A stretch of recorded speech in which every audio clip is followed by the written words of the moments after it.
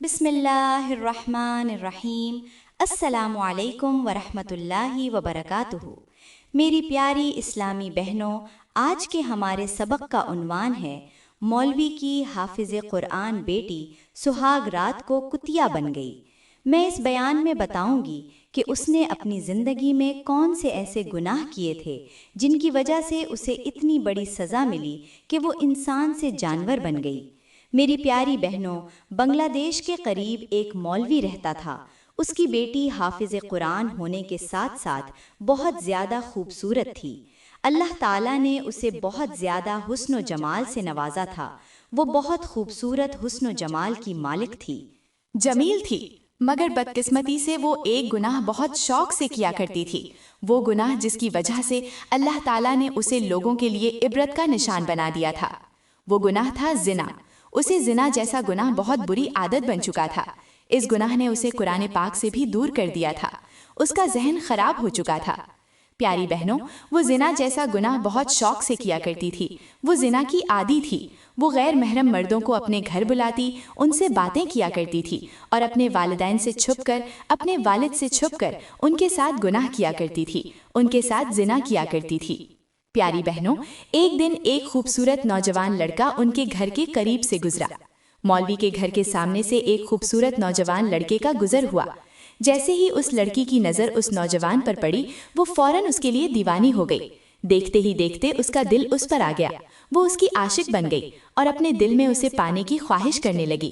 اسے پانے کی تمنا پیدا ہو گئی۔ اب وہ سوچ رہی تھی کہ اس نوجوان کو کیسے حاصل کیا جائے۔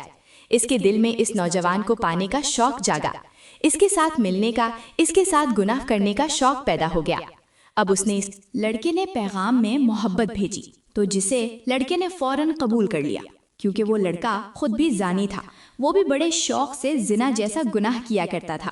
جیسا کہ میرے اللہ کا حکم ہے، میرے اللہ کا ارشاد ہے کہ مومن مردوں کے لیے مومن عورتیں ہیں، مومن عورتوں کے لیے مومن مرد ہیں، اور گناہ گار عورتوں کے لیے گناہ گار مرد، اور گناہ گار مردوں کے لیے گناہ گار عورتیں ہیں۔ بالکل ویسے ہی جیسے وہ لڑکی زانی تھی جس سے اس کی محبت ہوئی، جس لڑکے پر اس کا دل عاشق ہوا، اس کا دل فریفتہ ہوا، وہ بھی زانی تھا، وہ بھی گناہ۔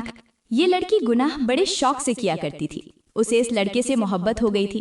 یہ دونوں ایک دوسرے سے محبت کرتے تھے اور ساتھ گناہ بھی کرتے تھے۔ ابھی ان کی شادی نہیں ہوئی تھی۔ شادی سے پہلے ہی یہ سارے رشتے جوڑ چکے تھے۔ یہ ایک دوسرے سے محبت کرتے تھے، ملتے تھے اور گناہ کرتے تھے۔ اب اس لڑکے کے والد مولوی کے پیچھے نماز پڑھتے تھے۔ ایک دن ملاقات کے دوران لڑکی نے لڑکے سے کہا، تم ایسا کرو کہ اپنے والد کو میرے والد کے پاس رشتہ دینے بھیجو تاکہ ہماری شادی ہو جائے۔ اب مزید جدائی برداشت نہیں ہو رہی۔ اب وہ لڑکا اس لڑکی کی باتوں میں آ کر گھر گیا اور اپنے ابو سے بات کرنے لگا۔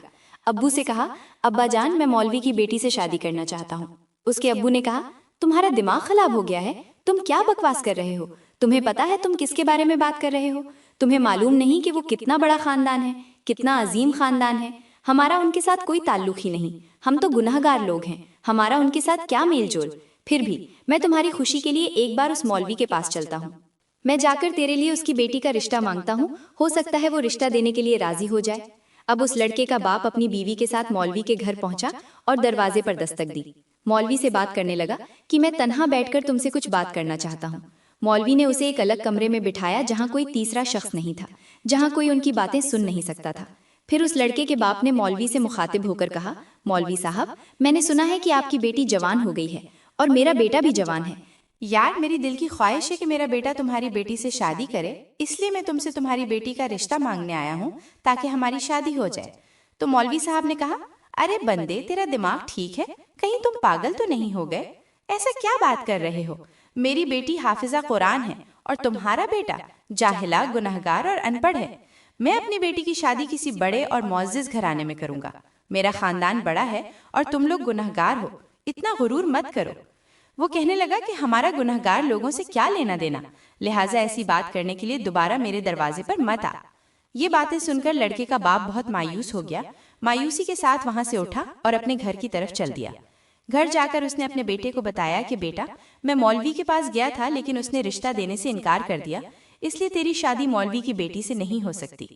وہ لڑکا یہ بات سنتے ہی خود بھی مایوس ہو گیا، لیکن پھر بھی وہ لڑکی اور لڑکا، مولوی کی بیٹی اور یہ لڑکا ایک دوسرے سے ملتے رہے۔ وہ ایک دوسرے سے محبت کرتے رہے۔ ان کی دوستی کو 1 سال گزر گیا۔ 1 سال کے بعد اور 1 سال کے اندر وہ ایک دوسرے سے ملتے رہے، ایک دوسرے سے ملتے رہے، ایک دوسرے کے دل کی باتیں جانتے رہے، گناہ بھی کرتے رہے۔ 1 سال بعد وہ لڑکی حاملہ ہو گئی۔ اس نے اپنی حمل کو چھپانے کی بھرپور کوشش کی، مگر وہ ناکام رہی، کیونکہ چور ایک نہ ایک دن پکڑا ہی جاتا ہے۔ جھوٹ کبھی نہیں چھپ سکتا۔ کہتے ہیں کہ 100 دن چوری کے اور 1 دن سچ کا۔ بالکل اسی طرح اس کا جھوٹ جو اس کی چوری تھی وہ چھپ نہ سکی۔ ایک دن اس کے حمل کی خبر اس کی ماں کو ہو گئی۔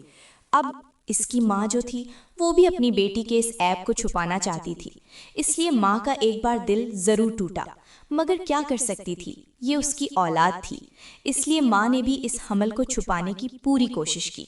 اس نے سوچا کہ اگر لوگوں کو پتہ چل گیا تو ہماری کیا عزت رہے گی، اس لیے اس نے اس کے والد کو بغیر بتائے کہ ہماری کنواری بیٹی حاملہ ہے۔ وہ چھپاتی رہی، آخر کب تک یہ جھوٹ چھپ سکتا تھا؟ ایک دن ایسا ہوا کہ مولوی نے کہا، اپنی بیوی سے کہنے لگا کہ ہماری بیٹی باہر کیوں نہیں نکلتی، وہ ہر وقت اندر چھپ کر یہ عورت کیوں بیٹھی رہتی ہے؟ اس کے منہ سے بے ساختہ سچ نکل گیا۔ اس عورت نے کہا کہ اصل میں وہ اپنے کیے کی وجہ سے کمرے سے باہر نہیں نکلتی۔ مولوی نے کہا، ارے بھائی، میں تمہاری بات سمجھ نہیں پایا، صاف صاف کہو تم کیا کہنا چاہتی ہو؟ تو اس عورت نے کہا، اس کی بیوی نے بتایا کہ میری بیٹی کسی سے محبت کرتی تھی اور اس محبت میں اس نے کوئی غلطی کر بیٹھی جس کی وجہ سے وہ حاملہ ہو گئی۔ حاملہ ہونے کی خبر سنتے ہی مولوی کے پاؤں تلے زمین نکل گئی اور وہ بے ہوش ہو کر گر پڑا۔ اب اس کی بیوی جلدی سے اس کے منہ پر پانی چھڑکنے لگا۔ تھوڑی دیر بعد مولوی ہوش میں آیا۔ مولوی نے اپنی بیوی سے کہا، جلدی کرو، میری بیٹی کو میرے پاس بلاؤ۔ بیوی ڈرتے ڈرتے وہاں سے اٹھی اور اپنی بیٹی سے کہا، تجھے تمہارا باپ بلا رہا ہے۔ بیٹی کانپتی ہوئی باپ کے سامنے آئی اور پوچھا، جی ابا حضور، کیا کہنا چاہتے ہیں؟ باپ جو غصے سے آگ بگولا تھا بولا، جلدی بتا، تو نے کس درندے کے ساتھ مل کر میری عزت کی دھجیاں اڑائیں؟ کس درندے کے ساتھ، کس وحشی کے ساتھ مل کر میرا منہ کالا کیا؟ تو لڑکی بولی، ابا حضور، دراصل میں ایک لڑکے سے محبت کرتی تھی اور محبت میں اس کی باتوں میں آ کر میں نے ایک بار گناہ کر لیا۔ اس گناہ کی سزا مجھے یہ ملی کہ میں حاملہ ہو گئی۔ اس کے باپ نے کہا کہ تم مجھ سے جھوٹ بول رہی ہو، جھوٹ مت بولو، کیونکہ تم نے ایک بار نہیں بلکہ کئی بار یہ گناہ کیا ہے۔ کیونکہ جب انسان ایک بار چوری کرتا ہے، ایک بار جھوٹ بولتا ہے یا کوئی گناہ کرتا ہے تو اللہ تعالیٰ اس گناہ کو چھپا دیتا ہے۔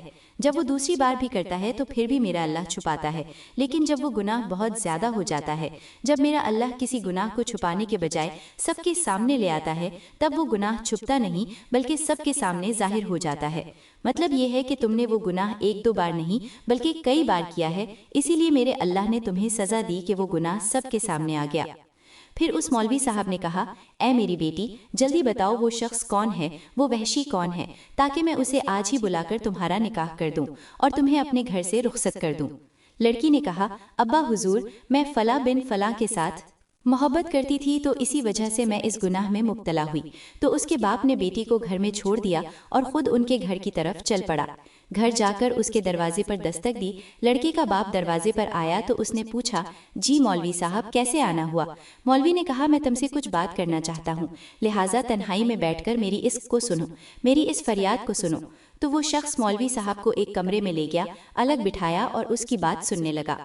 مولوی نے کہا کہ تم کل ہی میرے دروازے پر اپنے بیٹے کی بارات لے کر آ جانا، میں اپنی بیٹی کی شادی تیرے بیٹے کے ساتھ کرنے کو تیار ہوں۔ اتنی بات چیت کے بعد مولوی اپنے گھر کی طرف چل پڑا، وہاں سے اٹھا اور گھر کو چل دیا۔ اب اگلے دن سورج نکلا۔